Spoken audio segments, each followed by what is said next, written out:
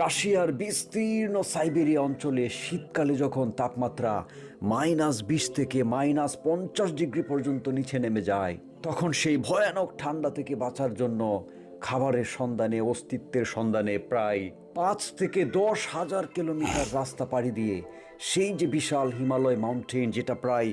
6,000 থেকে 8,000 মিটার উঁচু উঁচু পাহাড়ও আছে, কিছু কিছু পাখি সেই 8,000 মিটার উঁচু অর্থাৎ এভারেস্টের সমপরিমাণ বা তারও বেশি উচ্চতা দিয়ে উড়ে গিয়ে তুলনামূলক গরম এবং আরামদায়ক যে আবহাওয়া আমাদের বাংলাদেশের বিভিন্ন নদীর চর, হাওর, বাওর কিংবা বিল, সেগুলোতে আশ্রয় নেয়। বিশেষ করে আমার নিজের জেলা কিশোরগঞ্জের বিস্তীর্ণ হাওর এলাকা এবং